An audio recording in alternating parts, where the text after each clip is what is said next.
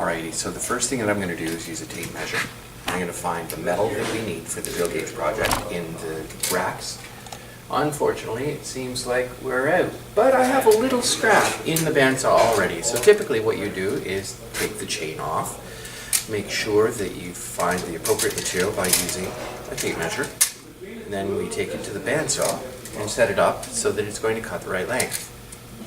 If we're doing lots and lots of lengths, we're going to set up a stop right here.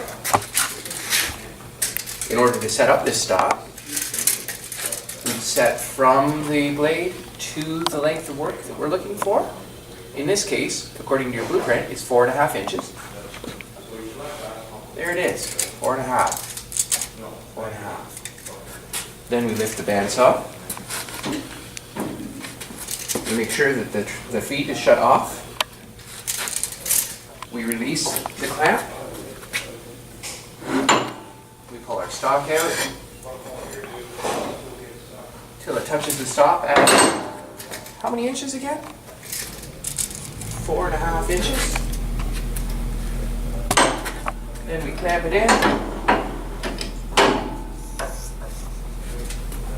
We turn on our bandsaw. I need a key. Darn it, there's no key in the bandsaw. The keys miraculously appeared in the saw. So we're ready to go, except it was brought to my attention that I forgot something very, very important. PPE. I didn't have my safety glasses on. I can't work in this shop without them. So here, just a second, I want to show you. Oh, they're on! Where do we get these? Out of our toolbox, out of the bookstore, out of the tech shop. We can get them in 3 different places here, and if we don't have them, we can't work in the shop at all. That goes for safety boots too. We gotta have them on. Okay, so now, 4.5 inches. Did you notice I've measured 3 times before I cut so that I don't cut it too short? Now I want to turn this on. I want to make sure that there's coolant. Coolant. Coolant. Coolant. There's no coolant. You want me to pause again?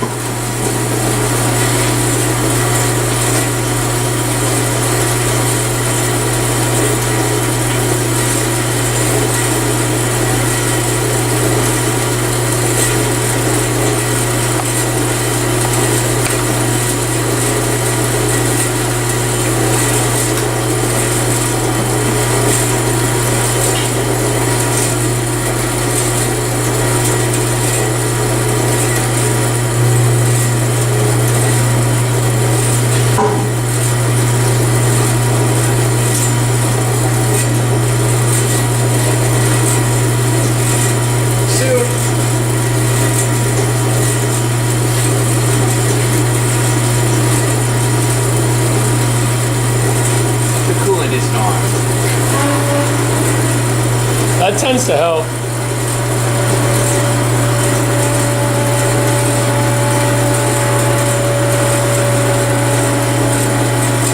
Alright, so now we have coolant. We start the saw down, but before it touches off on the part, we're going to slow it down because we don't want it to feed too quickly. We're going to let it slowly work until the part falls off.